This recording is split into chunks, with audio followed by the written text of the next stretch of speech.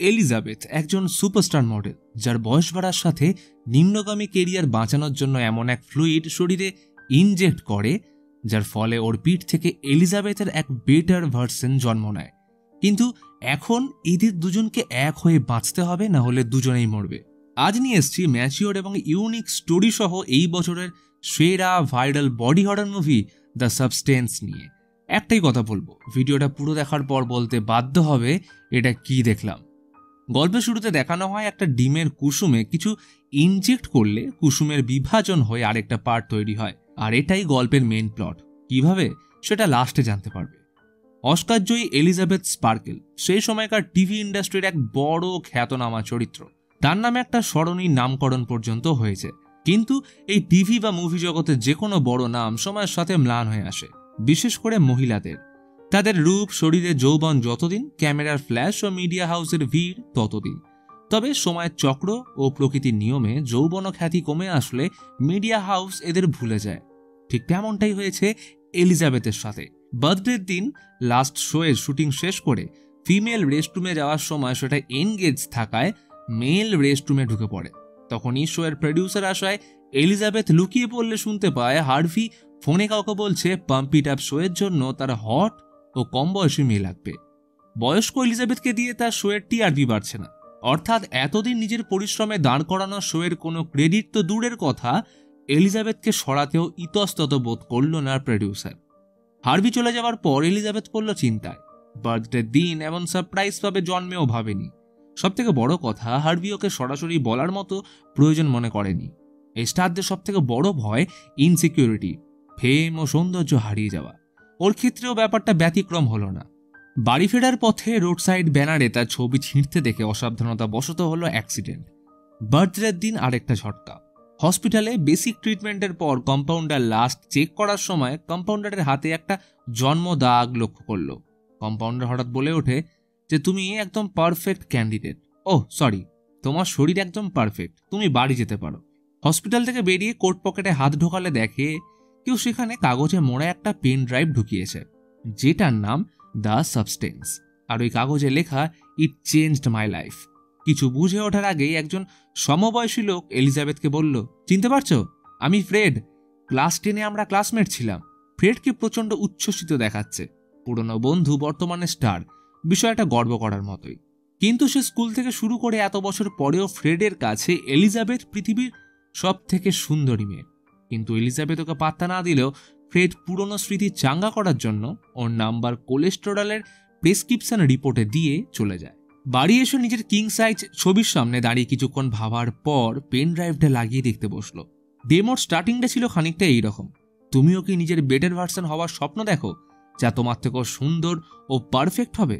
সহজভাবে বললে, কোনো এক গুপ্ত সংস্থা দ্য সাবস্টেন্স নামের একটা লিকুইড প্রোভাইড করবে, যেটা শরীরে ইনজেক্ট করার সাথে ডিএনএর নতুন পোটেনশিয়াল আনলক করে কোষ বিভাজনের মাধ্যমে শরীর থেকে তোমার একটা বেটার ভার্সন তৈরি করবে। তবে এটার সাথে কিছু নিয়ম আছে। দুটো বডি, মানে তুমি আর তোমার আদার সেলফকে প্রতি 1 সপ্তাহে সুইচ করতে হবে। মেন বডি বা ম্যাট্রিক্স যে সপ্তাহে অ্যাক্টিভেট থাকবে তখন আদার সেলফ ঘুমন্ত বা হাইবারনেশনে চলে যাবে। আবার পরের সপ্তাহে আদার সেলফ অ্যাক্টিভেট থাকলে মেন বডি হাইবারনেশনে যাবে। তবে এইখানে একটা টুইস্ট আছে। 7 দিন হাইবারনেশনে থাকাকালীন দুজন একে অপরকে কন্টিনিউ ফুড সাপ্লাই করবে। আর আদার সেলফ যেহেতু মেন বডির একটা অংশ, তাই ও যখন অ্যাক্টিভেট থাকবে তখন 7 দিন নিজেকে স্টেবল রাখার জন্য মেন বডির কোষের উকা থেকে স্টেবিলাইজার ফ্লুইড বের করে নিজেকে ইনজেক্ট করতে হবে। বেসিক্যালি এই স্টেবিলাইজার হলো আদার সেলফের ফুড, অর্থাৎ দুজনেই একে অপরের উপর নির্ভরশীল। তাদের মধ্যে কেউ একজন যদি চিট করে তাহলে ফলাফল দুজনকেই ভোগ করতে হবে। তাই ব্যালেন্স রাখা জরুরি, না হলেই বিপদ। কিন্তু সবশেষে এটা মাথায় রাখতে হবে, মেইন বডি হলো ম্যাট্রিক্স, তোমার ইচ্ছাতেই সবকিছু হবে। তোমার আদার সেলফ কি করবে বা না করবে সেটা নির্ভর করছে তোমার নিজের চিন্তাধারা ও মনের মধ্যে কি চলছে সেটার উপর। এসব দেখে এলিজাবেথের পছন্দ না হলে পেন ড্রাইভটা ডাস্টবিনে ফেলে দেয়।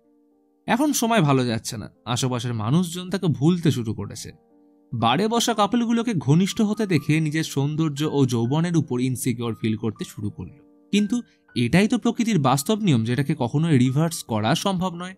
বয়স বাড়ার সাথে কিছু জিনিস আমাদের সবাইকে মানিয়ে নিতে হয়। এলিজাবেথের পক্ষে সেটা মানা সম্ভব হচ্ছে না। তার ইচ্ছেগুলো যেন ধীরে ধীরে শেষ হয়ে যাচ্ছে।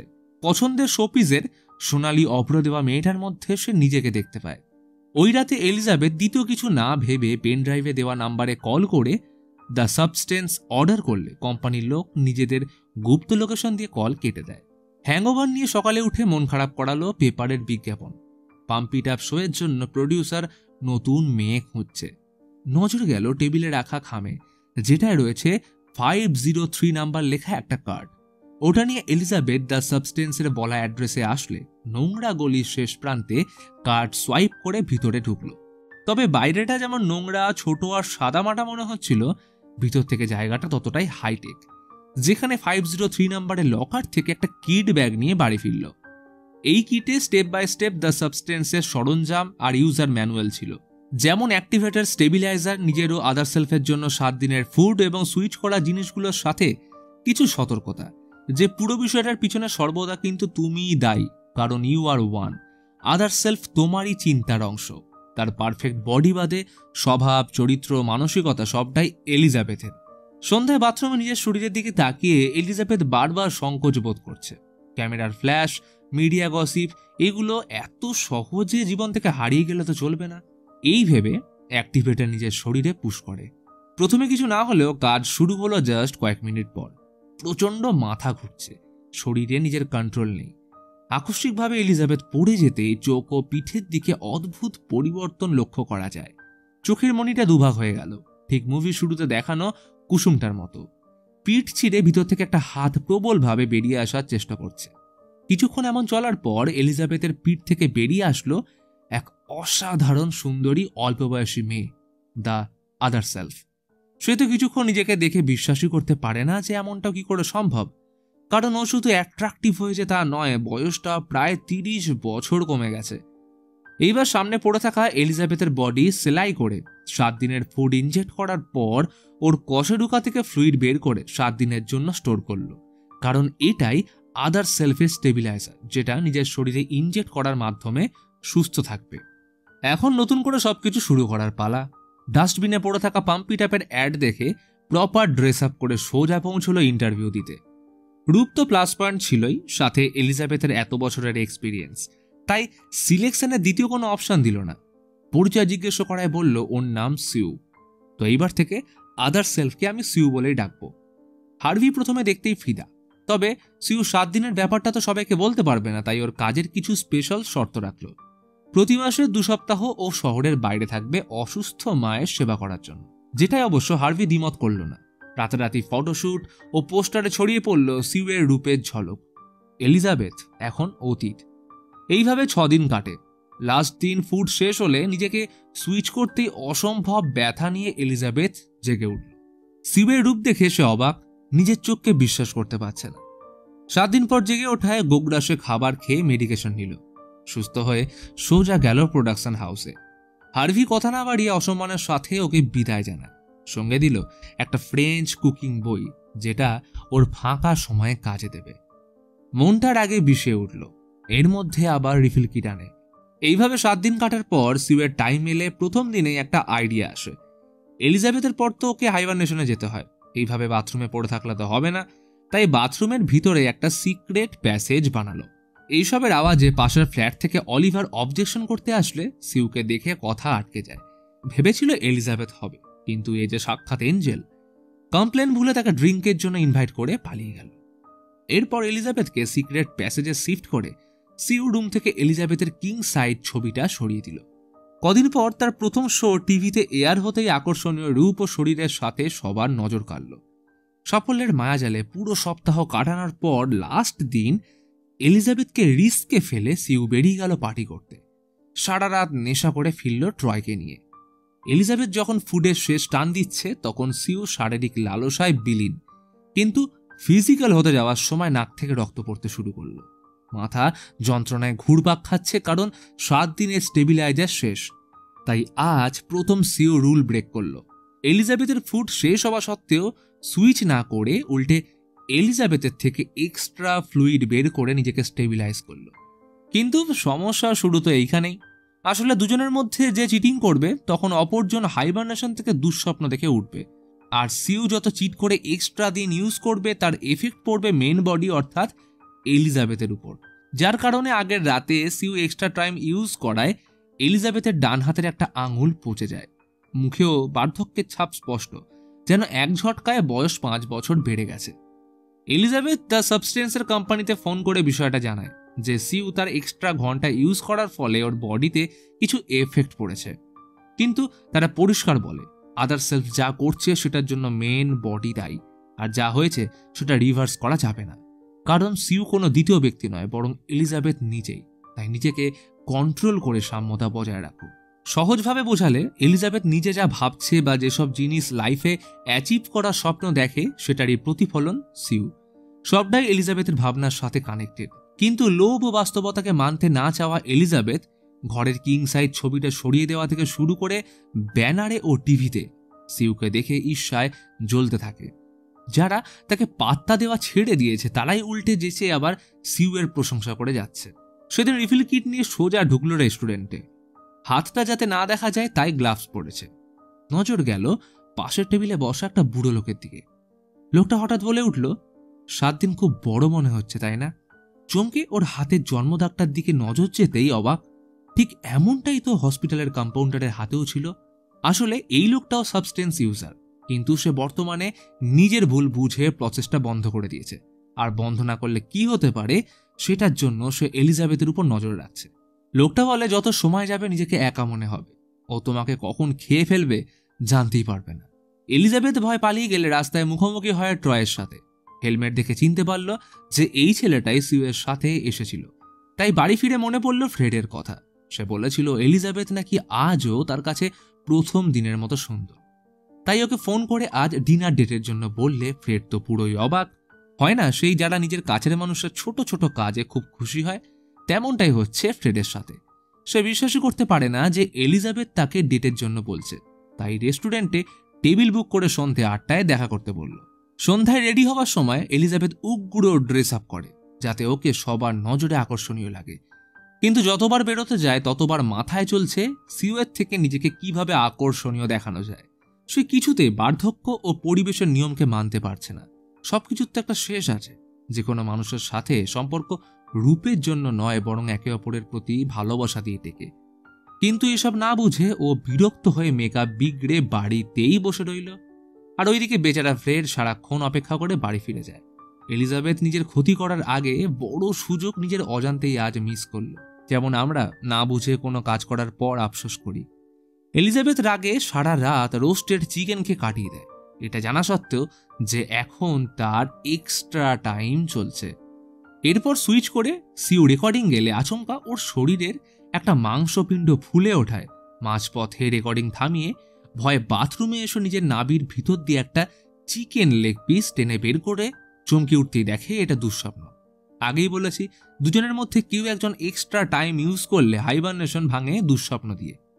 বাড়ির অবস্থা দেখে মেজা চড়ে গেল। এলিজাবেথের মতো সেও একইভাবে দ্য সাবস্টেন্সের কাছে অভিযোগ করলে তাদের একটাই বক্তব্য, মনে রেখো তোমরা একজন, এখানে দ্বিতীয় কেউ এক্সিস্ট করে না। সেদিন সিউয়ের লাইফে এক বিশাল অফার এলো। তাদের শো সমস্ত টিআরপির রেকর্ড ব্রেক করেছে, প্রচুর ইনভেস্টার আসছে।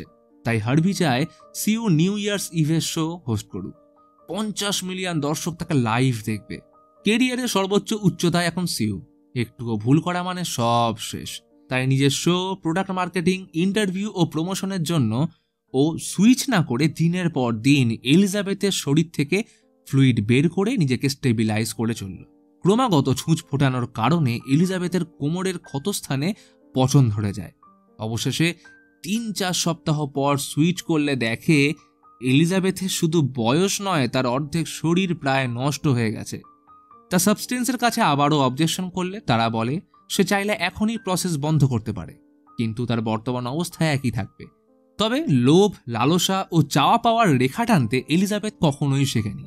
হোক না শরীরের ক্ষতি, তার দরকার শুধু খ্যাতি। কারণ সময়ের সাথে যেমন করেই হোক নিজেকে প্রাসঙ্গিক রাখতে হবে। আর সবথেকে বড় কথা, সিউ যা করছে সবটাই তো এলিজাবেথের কারণেই। তারই লোভের প্রতিকৃতি সিউ। তাই অলওয়েজ রেসপেক্ট দ্য ব্যালেন্স। এইভাবে আরো কিছুদিন কাটলো। ওর পক্ষে হেঁটে যাওয়া প্রায় দুষ্কর হয়ে পড়েছে। পা নিজেকেই টেনে তুলতে হয়। সেদিন বোরিং সময় কাটানোর জন্য হার্ভির ফ্রেঞ্চ কুকিং বই দেখে পাগলের মতো একের পর এক ডিশ বানাতে শুরু করলো। ওর মাথা স্বাভাবিকভাবে কাজ করা টোটালি বন্ধ করে দিয়েছে। টিভিতে চলতে থাকা সিউয়ের টক শোয়ের ইন্টারভিউ আরও বেশি করে এলিজাবেথের মনে হিংসা বাড়িয়ে তুলল। মনে হচ্ছে সিউ যেন একটা আলাদা শরীর। ও এইটুকু বুঝছে না যে সিউ যা কিছু অ্যাচিভ করছে সবটাই এলিজাবেথের ইচ্ছে ও স্বপ্নের কারণে। কিন্তু জিনিসটা আরও খারাপ পর্যায়ে গেল যখন ইন্টারভিউয়ারের প্রশ্নে সিউ বলল এলিজাবেথ যেহেতু তার থেকে বয়স অনেক বড় তাই ওর মা এলিজাবেথের ফ্যান ছিল, সে নয়। এবং সাথে তার অসাধারণ রূপের কারণ তার সিম্পলিসিটি। ব্যাস, এটাই যথেষ্ট ছিল এলিজাবেথের নিজের উপর থেকে নিয়ন্ত্রণ হারানোর জন্য। সে গোটা রুম নোংরা করে সারা জায়গায় ডিম ছড়িয়ে চারিদিকে পেপার আটকে দেয়। এলিজাবেথ এখন সত্যিকারের উন্মাদ। এরপর সুইচ করতেই ঘটল ভয়ানক কাণ্ড। সারা বাড়ির অবস্থা দেখে সিউ রেগে যতটা সম্ভব এলিজাবেথের শরীর থেকে ফ্লুইড বের করে স্টোর করে নিল। সময় গড়িয়ে এখন 3 মাস। কাল নিউ ইয়ার ইভের শো, তাই আজকের রাত সিউ ভালোভাবে পার্টনারের সাথে কাটাতে চায়। কিন্তু তখনই মাথা ব্যথা শুরু হলে বুঝতে পারে স্টেবিলাইজার শেষ। নিজেকে সামলে ফ্লুইড কালেক্ট করতে গিয়ে দেখে এলিজাবেথের শরীর থেকে ফ্লুইডের জায়গায় পচা রস বেরোচ্ছে, কারণ বিগত 3 মাস সে একদিনও এলিজাবেথের সাথে সুইচ করেনি। ফলে ফুড না পাওয়ায় এলিজাবেথের অবস্থা কি হয়েছে সেটা কল্পনার বাইরে। তবে এমন বিপত্তি ঘটবে সিউ নিজেও ভাবেনি, কারণ আজকের রাত তো দূরের কথা, কালকের শো অ্যাটেন্ড করবে কিভাবে। সাথে সাথে দ্য সাবস্টেন্স কোম্পানির থেকে এমার্জেন্সি স্টেবিলাইজার ডিমান্ড করলে তারাও জানিয়ে দেয় সুইচ না করায় সে অন্তিম পর্যায়ে চলে গেছে। আর এখন ফ্লুইড পেতে গেলে তাকে না চাইতো মেইন বডির সাথে সুইচ করতে হবে, তাহলেই নর্মালভাবে ফ্লুইড ক্রিয়েশন শুরু হবে। এছাড়া দ্বিতীয় কোনো অপশন নেই। কিন্তু সিউ নিজেও জানে এই মুহূর্তে সুইচ করা সম্ভব নয়, কারণ এলিজাবেথ কি করবে তার ঠিক নেই, তার উপর কাল শো। কিন্তু কেরিয়ারের কথা ভেবে না চাইতেও সুইচ করতে হয়। এরপর যা হওয়ার সেটাই হলো। এলিজাবেথের অবস্থা চোখে দেখার নয়, সে এক প্রাগৈতিহাসিক জীবে রূপান্তরিত হয়েছে। ছেলেটা গোঙানির আওয়াজ শুনে বাথরুমে আসার আগেই দরজা লাগিয়ে দিলে এলিজাবেথের ভয়ানক চিৎকার শুনে সিউয়ের কি হলো সেটা না দেখেই সে পালিয়ে যায়। আসলে রূপ দেখে ভালোবাসলে যা হয় আর কি। এলিজাবেথ চলার শক্তি প্রায় হারিয়ে ফেলেছে। বাইরে এসে দ্য সাবস্টেন্সকে কল করে বলল ইমিডিয়েট আমি প্রসেস বন্ধ করতে চাই। ওরাও কিট ডেলিভার করবে জানিয়ে ফোন রেখে দিল। তবে এত কিছুর মাঝেও নিজের প্রতি ভালোবাসা একটুকুও কমেনি। তাই কিং সাইজ ছবিটা আগের জায়গায় রেখে পরের দিন বেরিয়ে গেল ফাইনাল কিট আনতে। বাড়ি এসে আগে সিউকে টার্মিনেট করতে গিয়েও থেমে গেল। মনে পড়ছে এতদিনের খ্যাতি, ক্যামেরার ফ্ল্যাশ ও তাকে নিয়ে উন্মাদনা। এই মোহ থেকে এলিজাবেথ আজও বেরোতে পারেনি। তাই টার্মিনেট ফ্লুইডটা ও শরীরে বেশিরভাগটা ইনজেক্ট করার পরেও ব্যানারে লাগানো নিউ ইয়ার্স ইভের শোয়ের কথা ভেবে থেমে যায়। দ্রুত সিউয়ের সাথে সুইচ করতেই ঘটল আরেক কাণ্ড, কারণ দুজনের কেউ হাইবারনেশনে যায়নি। সিউ যখন দেখে এলিজাবেথ ওকে মারার চেষ্টা করেছে তখনই সব রাগ উপড়ে দিল। একের পর এক লাথি হাতাহাতির পর বাথরুমের আয়নায় নৃশংসভাবে এলিজাবেথের মাথা ঠুকে ও কশেরুকার ক্ষতস্থানে পিটিয়ে মেরে ফেলল। তখনই হুঁশ ফিরতে মনে আসে ভয়ানক কাণ্ড হয়ে গেছে। এখন নিউ ইয়ার্স ইভের শুটিং আর স্টেবিলাইজার শেষ, যেটা এলিজাবেথ ছাড়া তৈরি করা সম্ভব নয়। ড্রেস আপ করে শুটিং করতে আসলে সিউয়ের অবনতি ঘটতে শুরু করলো। ভেঙে বেরিয়ে আসতে থাকে একের পর এক দাঁত। যে স্মাইলের চর্চা গোটা টিভি জগতে ছিল সেটা এখন শেষ। এদিকে বাইরে অপেক্ষা করছে হার্ভি সহ শোয়ের সকল ইনভেস্টর।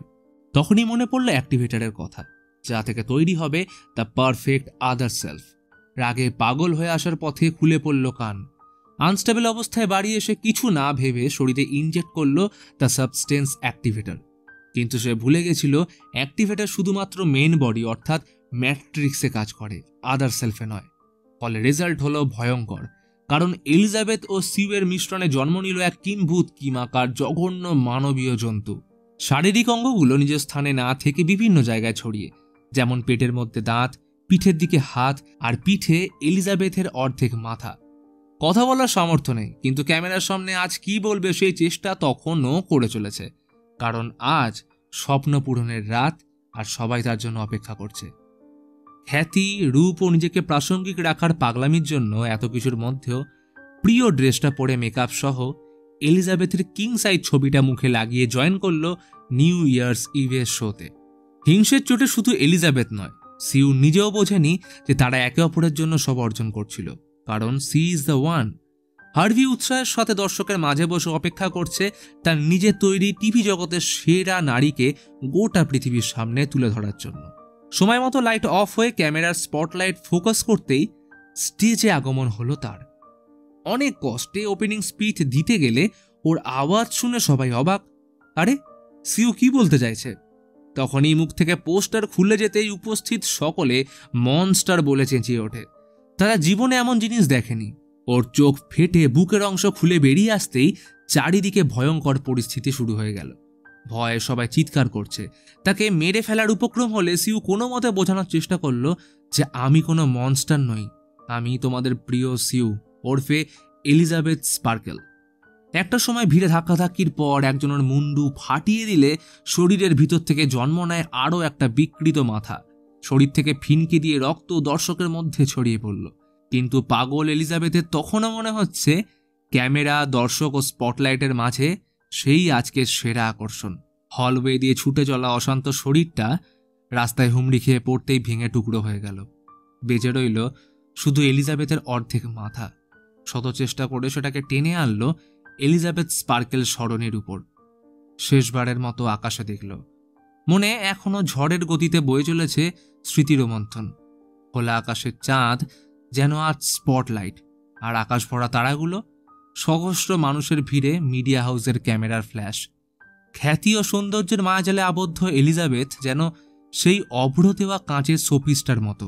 সিউয়ের মিষ্টি হাসি ঢাকতে এলিজাবেথ শেষ নিঃশ্বাসটাও ফেলল মুখে হাসি রেখে, যাতে ইতিহাসের পাতায় সবাই মনে রাখে এলিজাবেথ স্পার্কেল একজনই ছিল আর থাকবে। মনে আছে গল্পের শুরুতে বলেছিলাম যেখান থেকে শুরু সেখানেই তার শেষ? তবে যাওয়ার আগে একটাই কথা বলবো, তুমি সবসময় পরিস্থিতি নিয়ন্ত্রণ করতে পারবে না, তবে নিজের প্রতিক্রিয়া এবং মনোভাব নিয়ন্ত্রণ করা নিশ্চয়ই শিখতে পারবে।